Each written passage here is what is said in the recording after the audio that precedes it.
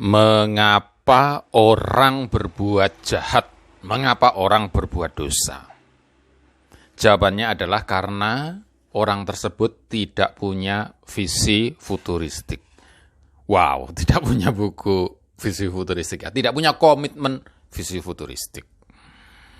Seorang kakak yang merebut tanah warisan adiknya, itu jahat, itu dosa.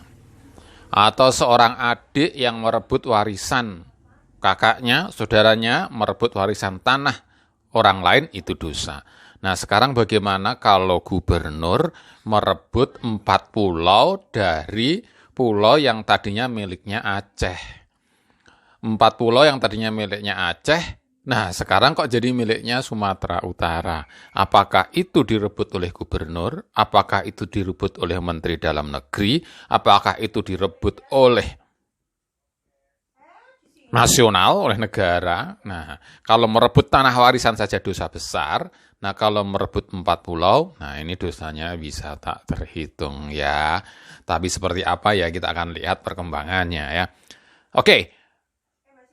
Sebab manusia itu berdosa, sebab manusia itu melakukan kejahatan karena tidak punya visi futuristik. Jadi andaikan orang-orang itu punya visi futuristik, komitmen visi futuristik, maka itu menjadi bisa menahan diri dari dosa, malahan beramal. Bagaimana bisa begitu? Salam ide Sofi, ide-ide filosofi, ide-ide lebih banyak lagi. Apa kabar semuanya? Semoga sehat selalu ya. Paman Apik lagi-lagi membaca buku Paman Apik sendiri ya, visi futuristik, yang membahas mengapa orang berbuat jahat. Sebenarnya gitu. Halaman sekitar 160-an. Mengapa orang berbuat jahat? Ya, Paman Apik tadi sudah menjawab. Jawabannya malah judul buku ini ya, visi futuristik. Visi futuristik itu. Mengapa begitu? Karena Paman Apik ini mengambil dari berbagai macam teori. Salah satu teori yang paling kuat, Paman Apik mengambil teori dari Al-Ghazali. Al-Ghazali itu mengenalkan 3 tipe khatir, 3 tipe kewaspadaan, 3 tipe persepsi gitu ya. Kira-kira 3 tipe was-was, kira-kira gitu ya. 3 tipe kekhawatiran, kira-kira gitu. Nah, kalau kita paham 3-tiganya ini dan bisa mengendalikan 3 khatir ini ya, Paman Apik sebut khatir aja, sesuai Ghazali ya, maka kita bisa menjaga diri dari dosa dan kita malahan memilih amal. Khatir yang pertama adalah khatir kalbi, yaitu persepsi indera, persepsi sensor. Nah, kalau orang itu terlalu kuat kepada sensor inderanya, ini akan kemungkinan besar terjebak kepada dosa. Saya lapar, ada makanan enak, santap saja. Nah, kan bisa dosa. Lalu itu makanannya milik siapa? Milik anak yatim, milik orang miskin, atau milik siapa? Kan hati-hati. Gitu ya. Oke, itu kita harus waspada dengan khatir kalbi. Khatir kalbi, yaitu kekhawatiran atau persepsi indera sensori kita. Keinginan indera kita. Yang kedua adalah khatir akli, yaitu persepsi rasional, persepsi akal. Persepsi akal ini juga dosa, bisa dosa. Bisa dosa. Seringnya malah dosa. Sudah nyerang, ngebom negara tetangga, misalnya Israel ya. Itu nyerang ke Iran, nyerang ke Gaza. Bisa-bisanya nganggap dirinya menang. Dirinya benar katanya. Menggunakan rasional, menggunakan akal dia.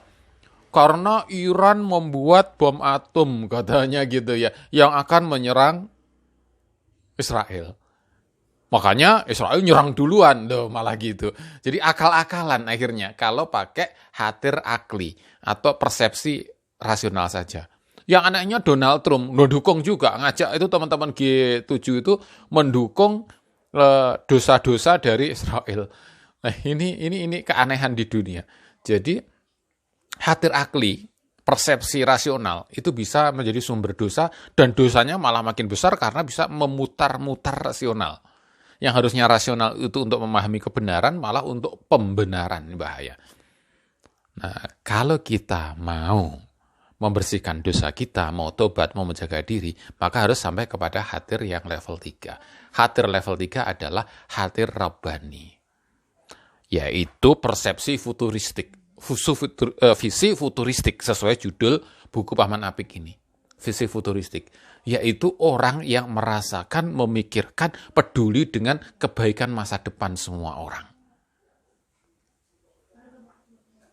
Memikirkan kebaikan diri saya, kalau saya punya visi futuristik ya, hati Rabbani ini ya, memikirkan kebaikan masa depan saya, hari akhirat saya, memikirkan kebaikan teman-teman saya, memikirkan kebaikan tetangga-tetangga saya, itu hati Rabbani.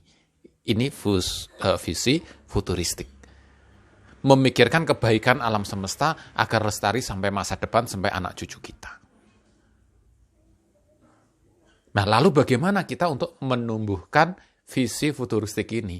Ya gampangnya ya baca bukunya Manafik gitu ya. Kalau mau gampang-gampangan ya. Oke. Nah, kita yang perlu berjuang untuk menumbuh kembangkan hatir Rabbani atau visi futuristik. Nah, bagaimana caranya kita akan bahas di video-video Pak Manafik yang berikutnya ya. Oke, bagaimana menurut Anda? Silahkan tulis komen, silahkan like, subscribe, dan share. Semoga bermanfaat. Salam ide Sofi, ide-ide filosofi, ide-ide lebih banyak lagi. Terima kasih.